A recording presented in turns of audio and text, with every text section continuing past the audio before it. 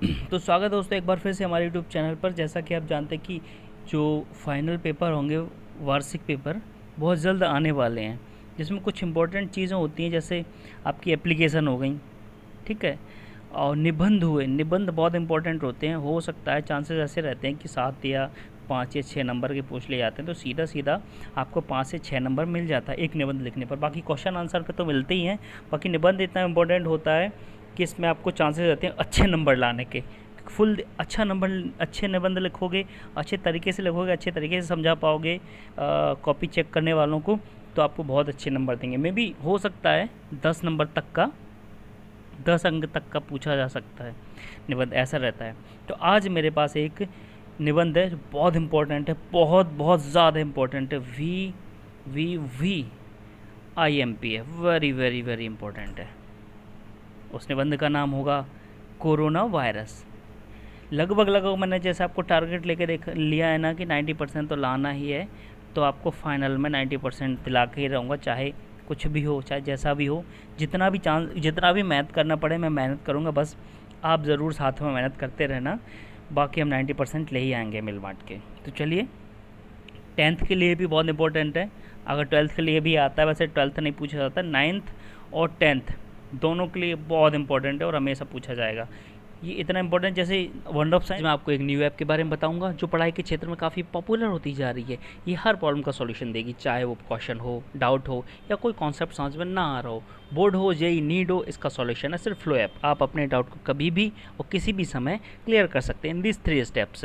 आप अपने मोबाइल में जाइए और इस ऐप को डाउनलोड कीजिए प्ले स्टोर या ऐप स्टोर से, फिर उस फ़ोन नंबर से साइन अप कीजिए और क्वेश्चन का पिक लेकर या उसे टाइप करके सबमिट कीजिए। फिर फ्लो ऐप आपको 60 सेकंड में इंडिया के टॉप एक्सपर्ट से लाइव कनेक्ट कर देगा। और अगर आप मेरा कोड यूज़ करते हैं तो आपको 10% डिस्काउंट मिलेगा। स्क्रीन पर दे दिया और चैनल की लिंक डिस्क्रिप्शन में दे दूंगा, तो जाइए अभी डाउनलोड कीजिए फ्लो ऐप। साइंस पूछा जाता है ना, नॉर्मली में आ ही जाता है, पर्यावरण प्रदूषण पूछा जाता है ना, ऐसा ही अब क्या हो गया है अपना कोरोना वायरस। तो चलिए शुरू करते हैं बिना किसी देरी के। प्रस्तावना, पहला एक जो पॉइंट होता है उसको प्रस्तावना लिखा। कैसे लिखेंगे? कोरोना वायरस चीन के वुहान शहर, याद रखना, इस पर थोड़ा सा अंडरलाइन कर देना आप लोग, या फिर कलर चेंज कर देना तो और अच्छा लगेगा। वुहान राज्य से समाचार की दृष्टि से फैला है, जो समाचार से प्राप्ति हुई हमको, न्यूज़ से पता चला कि वुहान शहर से फैला है। कहाँ? चीन के वुहान शहर से फैला। यह वुहान में पशु बाजार से, जहाँ पे चीन में, जैसे आप जानते हैं, आपने काफ़ी सारे वीडियो भी देखे होंगे, इसी वजह से कि काफ़ी सारा ये कोरोना जो जितने भी वायरसेस होते हैं ना, कर्रे वाले वायरस, मतलब बहुत ज़्यादा नुकसानदेह वायरस होते हैं, वो चाइना से निकलते हैं, चीन से निकलते हैं, चाइना से निकलते हैं। तो उसके पशु बाजार से निकल कर कई राज्यों में फैला और देखते ही देखते लाखों लोगों की ज़िंदगी से खेलना शुरू कर दिया उसने। लाखों लोगों की ज़िंदगी में आ गया और वो परेशान होने लगे। आगे बढ़ते हैं। शुरू कर दिया। कोरोना वायरस ने 180 देशों को, याद रखना, और 180 से प्लस ही होंगे, वो काउंट नहीं किए गए हैं, लगभग 195-94 के लगभग अपने देश हैं टोटल, और बाकी 1-2 हैं जो नहीं गिने जाते हैं अभी, क्योंकि वो देश के जो प्रोटोकॉल होते हैं उनमें नहीं आते, इसीलिए देशों को और उनके राज्यों को अपने चपेट में ले लिया। किसने? कोरोना वायरस ने। और बाकी जो अपने लोग, मनुष्य परेशान हुए, मनुष्य प्रजाति परेशान हुई, वो अलग है। इस 7 जनवरी 2020 को चीन ने वर्ल्ड हेल्थ ऑर्गेनाइजेशन WHO का फुल फॉर्म होता है वर्ल्ड हेल्थ ऑर्गेनाइजेशन। ये क्या करती है?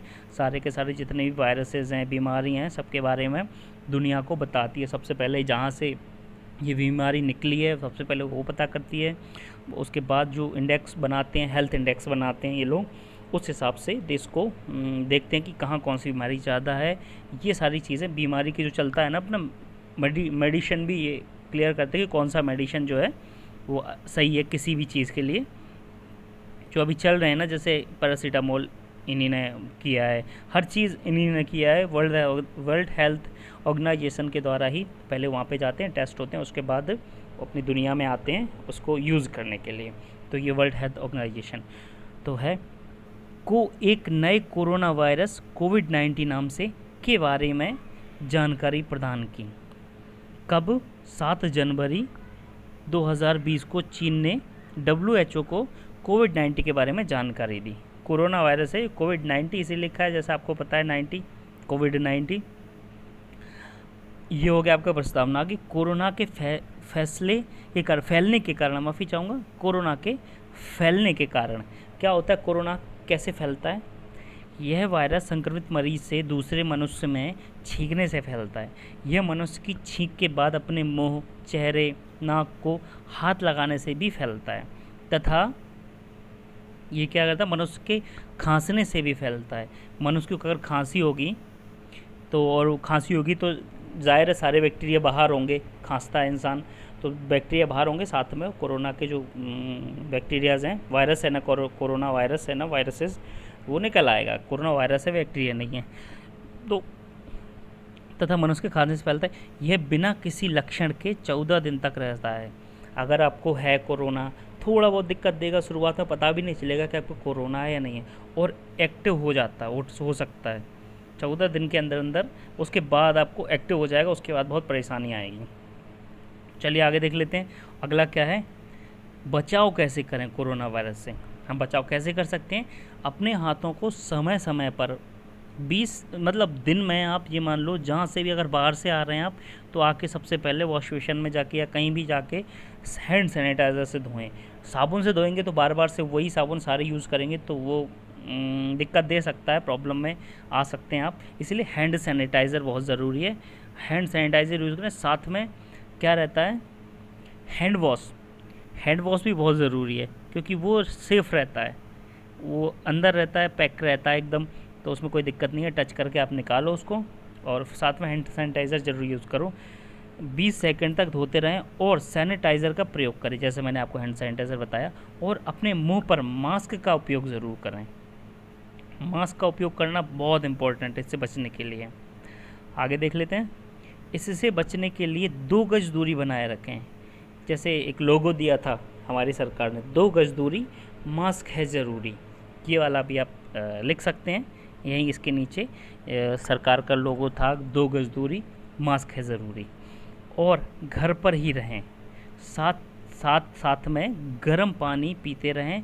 इस समय इससे बचने के लिए, इस कोरोना से निपटने के लिए लॉकडाउन का फ़ैसला किए। लॉकडाउन का फ़ैसला एक सही फ़ैसला है। इसका मतलब क्या है, लॉकडाउन लग गया तो आप बाहर नहीं जा सकते। इसका यही मतलब है कि आप घर पे रहें, साथ में आप देखभाल करें अपनी, सबकी, खुद की देखभाल करें, सबकी देखभाल करें, घर वालों की, ठीक है। ऐसी सिचुएशन में क्या है, हम पैनिक हो जाते हैं। अगर किसी को हो गया तो बहुत पैनिक हो जाते हैं, तो पैनिक होने की ज़रूरत नहीं है। अभी तो सबको पता चला, अब तक तो बहुत कुछ उपाय हो गए होंगे बचाव के, बहुत सारे हो गए होंगे। अब तो हम बचा सकते हैं कि गर्म पानी पिएं और काफ़ी सारा मेडिसिन आ रहा है वो यूज़ करें, तो कोई दिक्कत नहीं है अब तो। और साथ में वैक्सीन भी आ चुकी हैं। आगे देख लेते हैं लक्षण क्या होते हैं जब कोरोना वायरस होता है ना 14 दिन के बाद या 14 दिन के पहले जब भी हो जाए। प्रमुख लक्षण होते हैं तेज़ बुखार, गले में दर्द, सांस लेने में तकलीफ़, फेफड़े कमज़ोर हो जाना। ये सब प्रमुख उपाय वो हैं, लक्षण हैं होने के। आगे है कि ये शरीर के अंगों को नाकाम कर देता है। यह वायरस मरीज़ के फेफड़ों में झिल्ली, एक लेयर बना देता है, जिससे मरीज को सांस लेने में तकलीफ़ होती है और मरीज की मृत्यु हो जाती है। फेफड़ों में अगर कोई लेयर बन जाए या कोई चीज़ फंस जाए या कोई चीज़ ज़्यादा कोई चीज़, जैसे कि सांस जाती है, नॉर्मल है, और उसको रोक एक प्रतिरोध लगाया जाए। कहाँ पे, फेफड़ों में। मेन चीज़ फेफड़ा ही होता है सांस के लिए, ऑक्सीजन जाती है, उसी से हम ज़िंदा रह रहे हैं। उसमें अगर आप कोई पट्टी नुमा लगा दें पतली सी से, तो वो हवा या ऑक्सीजन फेफड़ों तक नहीं जाएगी, इसलिए मरीज़ की मृत्यु हो जाती है। अभी क्या है, खोज, किस किस की खोज हो चुकी है इसके चक्कर में बचाव के लिए। पूरी दुनिया इस वक्त वायरस से जूझ रही है। इससे बचने के लिए तरह तरह की खोजें हो रही हैं और की जा रही हैं, जिसमें से प्रमुख खोज वैक्सीन है। वैक्सीन निकाली कौन कौन सी, जिसमें प्रमुख है कोविशील्ड, कोवैक्सीन मुख्य हैं। इसमें एक और है, इम्यूनिटी सिस्टम बढ़ाने के लिए हम अपने ऊपर एक इम्यूनिटी सिस्टम बढ़ाने के लिए मेडिसिन बना रहे हैं। रामदेव शिविर देखा होगा आपने, नाम होगा, रामदेव शिविर आया था, वो भी काफ़ी अच्छा है इम्यूनिटी सिस्टम बढ़ाने के लिए। अपनी इम्यूनिटी जितनी अच्छी रहेगी उतना कोरोना वायरस का खतरा कम होगा। चलिए बढ़ते हैं आगे।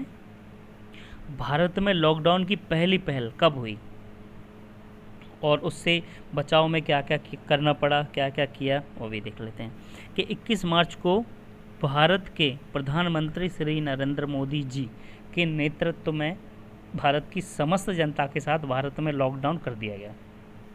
ओके, इसके चलते 4 बार निर्णय किया गया कि लॉकडाउन लगाएं या ना लगाएं। लॉकडाउन में दुकान, दफ्तर, स्कूल, कॉलेज, होटल आदि चीज़ों को, जिम थी, सलून्स थे, काफ़ी कुछ था, वो बंद करना पड़ा। बंद करने की घोषणा हुई और भीड़भाड़ वाले इलाके से जनता को दूर रहने की सलाह दी।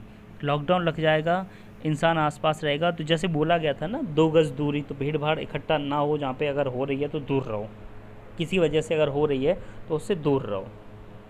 तो अभी उपसंहार देख लेते हैं।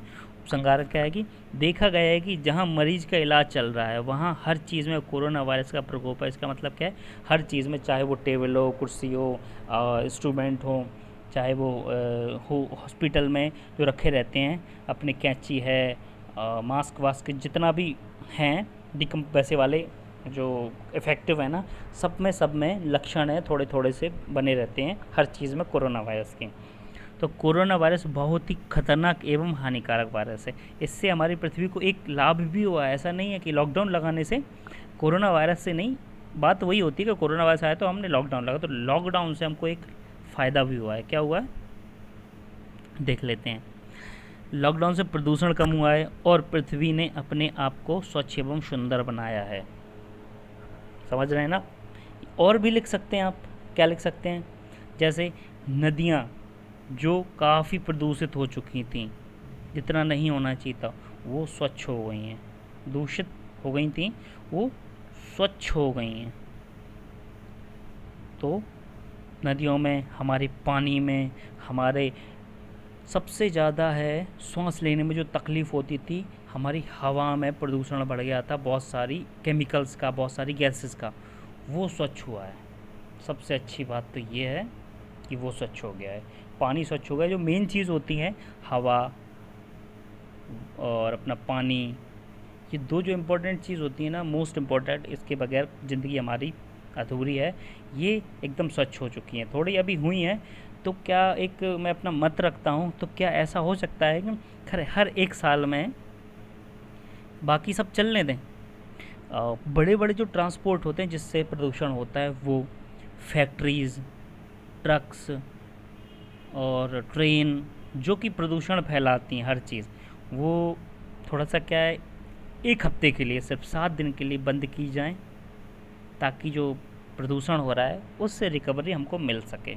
इससे हमको ही फ़ायदा हुआ है। इससे आगे जो फ्यूचर है ना, अभी फ्यूचर में क्या है, हमें चांसेस ऐसा लग रहा है कि डर लगा रहता है कि पता नहीं कौन सा वायरस कब आ जाए।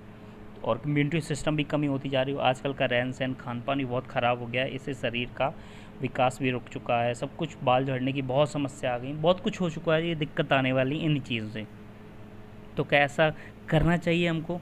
आप कमेंट में लिख दें करना चाहिए या नहीं।